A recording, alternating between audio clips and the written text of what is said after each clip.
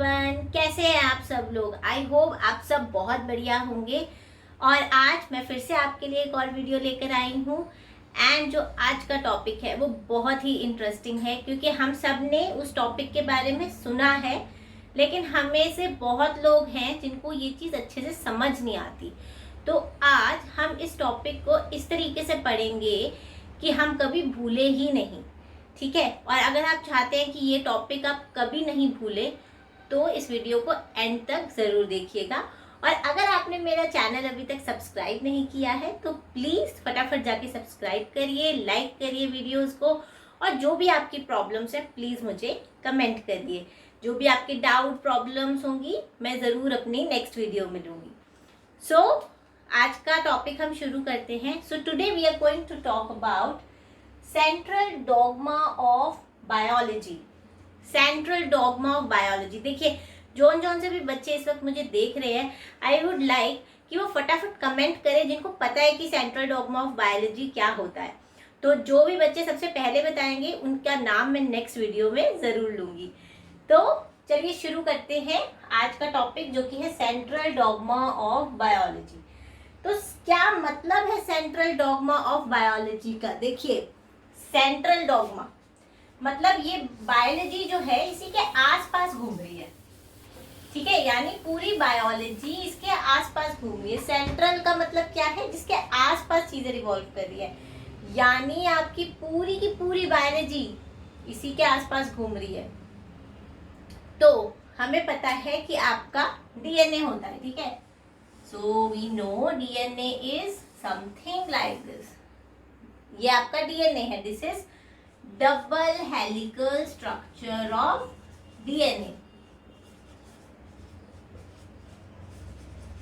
अब देखिए, अगर मैं आपसे पूछूं कि आपके जितने भी सेल के अंदर प्रोटीन्स बनते हैं वो सब उनकी इंफॉर्मेशन कहाँ इनकोड होती है, डीएनए में। डीएनए के ऊपर आपके स्पेशल स्ट्रक्चर्स होते हैं, या हम कहते हैं स्पेशल सीक्वेंसेस होते हैं। स्ट्रक्चर नहीं बोलते, स्पेशल सीक्वेंसेस होते हैं, जिनको हम आपके बेसिकली क्या बोलते हैं। मेंडल ने उनको क्या नाम दिया था, फैक्टर, लेकिन लेटर और उनका नाम क्या पड़ा, जीन्स। तो आपके स्पेशल सीक्वेंसेस होते हैं जिनको हम कहते हैं जीन्स। ओके, तो जितने भी आपके प्रोटीन्स सेल के अंदर बनते हैं, क्योंकि अल्टीमेटली जो भी फंक्शन परफॉर्म कर रहे हैं वो कौन कर रहे हैं, प्रोटीन्स कर रहे हैं। तो अगर मैं ये कह रही हूँ कि जितने भी प्रोटीन्स हैं वो असल में कहाँ से आ रहे हैं, डीएनए से। डीएनए के अंदर भी हर प्रोटीन के लिए एक स्पेसिफिक जीन होता है। वो स्पेसिफिक जीन, जैसे मान लीजिए जीन 1 है, so it will make protein 1।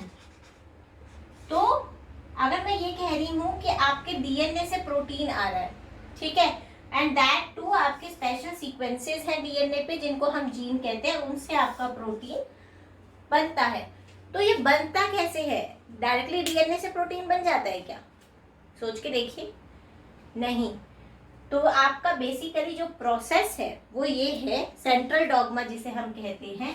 इसका बेसिक कॉन्सेप्ट क्या है, इसका बेसिक कॉन्सेप्ट है कि आपका डीएनए है, ठीक है, ये रहा आपका डीएनए। ओके, अब डीएनए से आपका सबसे पहले बनता है एमआरएनए, ठीक है। एमआरएनए का मतलब क्या हुआ, एमआरएनए का मतलब हुआ messenger RNA. Messenger RNA, messenger का मतलब क्या होता है, जो आपका इंफॉर्मेशन दे। यानी जो किसी भी जीन 1 या कोई भी जीन का इंफॉर्मेशन है वो सबसे पहले एमआरएनए में इनकोड होता है। यानी मान लीजिए this particular sequence corresponds to gene 1, तो जीन 1 विल मेक एमआरएनए 1, ठीक है। दैट इज द एमआरएनए, यानी मैसेंजर आरएनए, जिसके पास जीन 1 की इंफॉर्मेशन है। इसके पास और किसी जीन की इंफॉर्मेशन नहीं है, इसके पास सिर्फ आपके जीन 1 की इंफॉर्मेशन है। तो ये एमआरएनए 1 बनाएगा।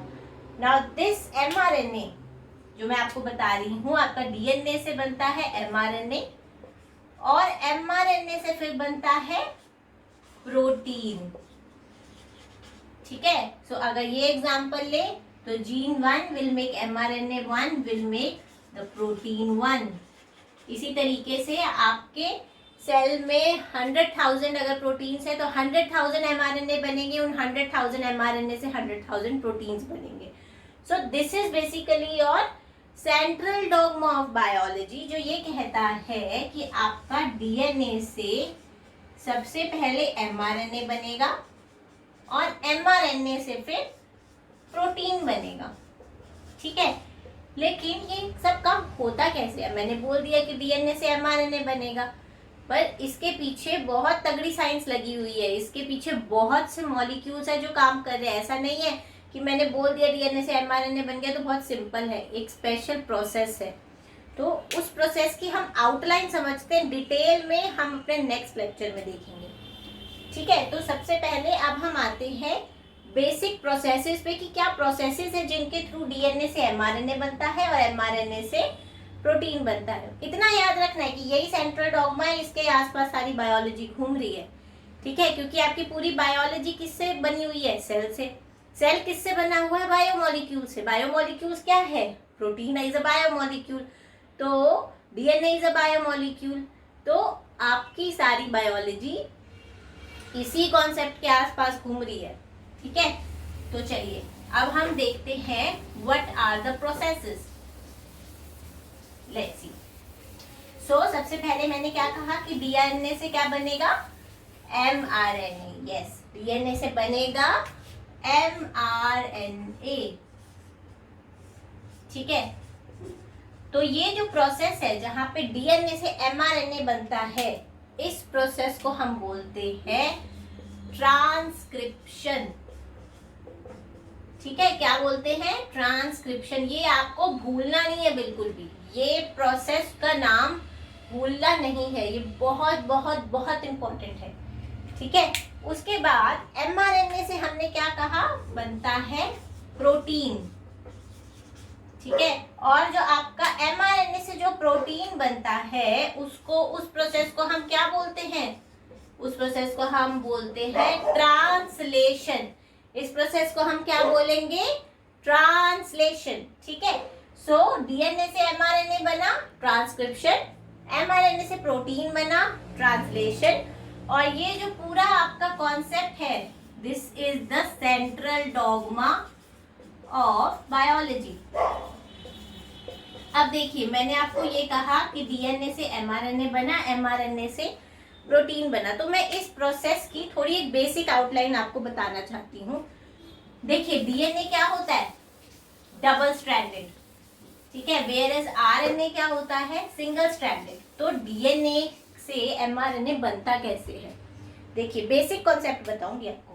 जैसे ये डीएनए है, ये डबल स्ट्रैंडेड है। ठीक है, अब इसका एक स्ट्रैंड होता है 5 प्राइम टू 3 प्राइम डायरेक्शन में, और दूसरा इसके एंटी पैरेलल चलता है, तो यानी ये 5 प्राइम टू 3 प्राइम। अच्छा, अब हमेशा जो भी ट्रांसक्रिप्शन होगी, ठीक है, वो हमेशा 5 प्राइम टू 3 प्राइम ही होगी। तो यानी अगर ये दोनों स्ट्रैंड जब भी ट्रांसक्रिप्शन होनी होती है तो अलग होते हैं। इस तरीके से ये खुलता है आपका डीएनए। तो जैसे ही आपका डीएनए खुलेगा तो ये 5 प्राइम टू 3 प्राइम है, and this is your 3 prime to 5 prime direction. तो इसमें से आपका जो सिंथेसिस होगी वो आपकी हमेशा 5 प्राइम टू 3 प्राइम ही होगी। तो यानी अगर ये आपका 5 प्राइम है तो यहाँ से तो हो नहीं सकती, तो 3 प्राइम वाले से आपकी क्या होगी? ट्रांसक्रिप्शन होगी। यानी जो mRNA है वो आपके 3 प्राइम टू 5 प्राइम वाले स्ट्रैंड से बनेगा। तो ये आपका कौन सा हो जाएगा? ये आपका हो जाएगा टेम्पलेट स्ट्रैंड। ठीक है, जहां से जोन से स्ट्रैंड से आपका mRNA रीड करना शुरू करेगा और 5 प्राइम से 3 प्राइम अपना बनाएगा, वो हो जाएगा टेम्पलेट स्ट्रैंड। ठीक है, और दूसरा आपका बेसिकली हम इसको टेम्पलेट स्ट्रैंड या कोडिंग स्ट्रैंड भी बोल सकते हैं। ठीक है, सो बेसिकली इतना याद रखना है कि ये आपका टेम्पलेट स्ट्रैंड है। ठीक है, अब दूसरी चीज, अब आपका mRNA है सिंगल स्ट्रैंडेड और डीएनए है डबल स्ट्रैंडेड। अब देखिए, मान लीजिए अब आपको पता है कि डीएनए के अंदर 4 तरीके के बेसिस होते हैं, ATGC। ठीक है, वेयर एज आपके आरएनए में जो थायमीन होता है वो नहीं होता। ठीक है, A for adenine, T for thymine. So A for adenine, ठीक है, T for thymine, G for guanine and C for cytosine. ठीक है, और अब आपके जो आरएनए होता है उसमें थायमीन की जगह क्या होता है, यूरैसिल होता है। ठीक है, तो ये एक बेसिक आउटलाइन बता दी हूँ मैं आपको, ताकि जिन बच्चों को नहीं भी पता उन्हें भी बहुत अच्छे से समझ आ जाए। ठीक है, तो अब होगा क्या, now next, what is next. अब मान लीजिए आपका डीएनए का जो टेम्पलेट स्ट्रैंड है उसका कुछ भी ऐसा सीक्वेंस है, ATGCTA एंड सो ऑन। ठीक है, this is your 3' to 5' strand. अब आपका mRNA इस डायरेक्शन में बन रहा है 5' to 3'। अब एडेनिन की जगह थायमीन आना चाहिए अगर ये डीएनए होता, पर ये mRNA है, आरएनए है, तो इसके अंदर थायमीन नहीं होगा। एडेनिन की जगह यूरैसिल आएगा, थायमीन की जगह एडेनिन आएगा, ग्वानिन की जगह साइटोसिन, साइटोसिन की जगह ग्वानिन, देन थायमीन की जगह एडेनिन एंड एडेनिन की जगह फिर से यूरैसिल। तो इस तरीके से जो भी ये आपका जीन है इसका सीक्वेंस जो होगा आपका इस तरीके से आएगा। अब इसका जो सीक्वेंस है वो बिल्कुल सिमिलर आएगा जो कि इससे है, बस फर्क ये होगा कि आपका जहाँ थायमीन होता है वहां यूरैसिल आ जाएगा। ठीक है, तो एक तरीके से ये वाला जो स्ट्रैंड है ये आपका कोडिंग स्ट्रैंड माना जाएगा,